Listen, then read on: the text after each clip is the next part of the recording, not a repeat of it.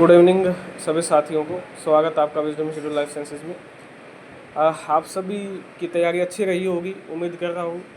और जोश से जुनून से आप कल इंटरव्यू दोगे। बॉटनी के सभी साथियों को अग्रिम शुभकामनाएं और बेस्ट ऑफ लक। आप सभी का इंटरव्यू अच्छा हो और आप सभी उसमें कामयाब होके आएँ। मेरी तरफ से ये शुभकामनाएं आप सभी विद्यार्थियों को, मेरे भाई बहनों को, सभी साथियों को।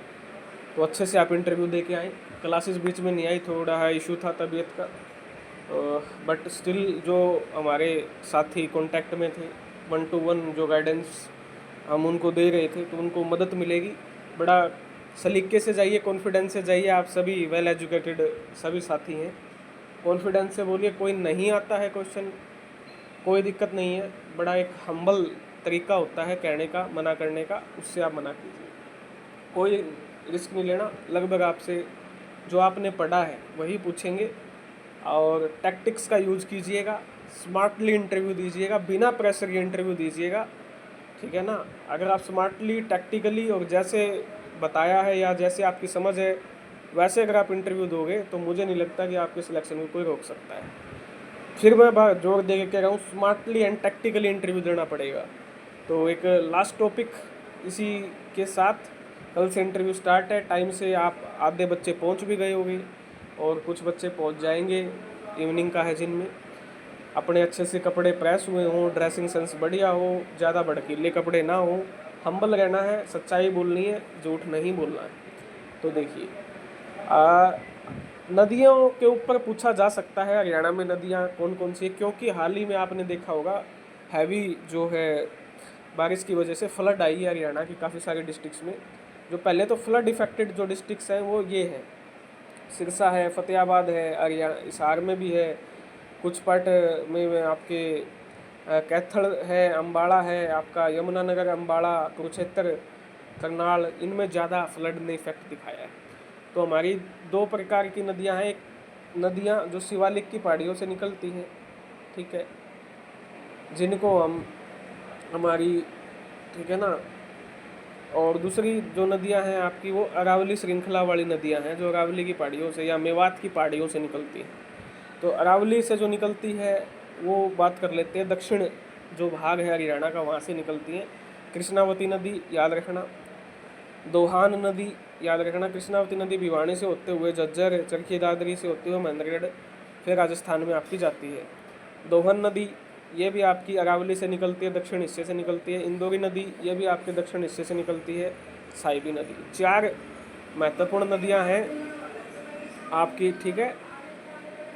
इंदौरी नदी, साहिबी नदी, दोहन नदी, कृष्णावती नदी, चारों नदियां दक्षिण हिस्से से निकलती हैं, अरावली श्रृंखला से निकलती हैं।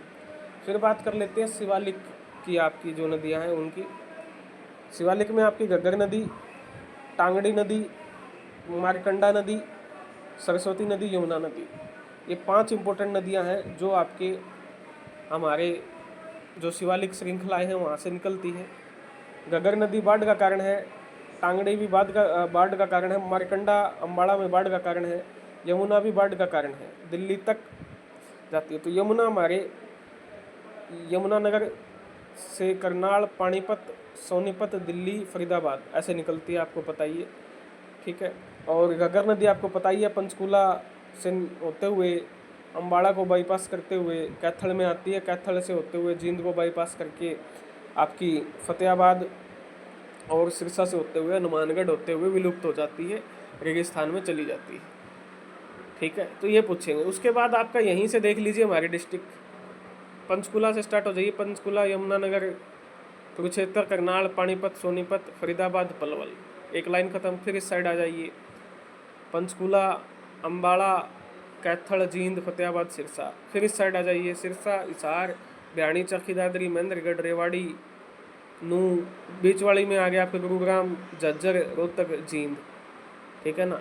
अब आपसे पूछेगा भाई हमारी जो कितनी स्टेट के साथ बाउंड्री लगती है, हिमाचल प्रदेश, उत्तर प्रदेश, राजस्थान, पंजाब और उत्तराखंड का थोड़ा सा भाग लगता है आपके यमुनानगर के।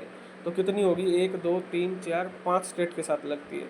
आपसे पूछ ले यूनियन टेरेटरीज कितने के साथ लगती है, तो यूनियन टेरेटरी किसके साथ लगती है आपकी, दिल्ली के साथ लगती है। ठीक है, समझ में आ गया। तो इस मैप को भी अगर आप इनकलकेट कर लेंगे तो कोई बड़ी दिक्कत वाली बात नहीं है। दूसरा आपसे पूछा जा सकता है हरियाणा के गवर्नर कौन हैं, क्योंकि अभी लेटेस्ट जो ज्वाइनिंग हुई है वो हरियाणा के गवर्नर की हुई है।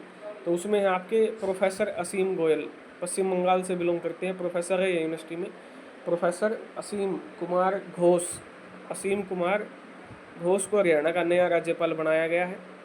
उसके बाद आपका पंजाब का आपका पता ही है आपको, पंजाब का कौन है? पंजाब के राज्यपाल जो होते हैं, पंजाब के जो राज्यपाल है वही चंडीगढ़ के क्या होते हैं? आपके प्रशासक होते हैं। क्या होते हैं? प्रशासक।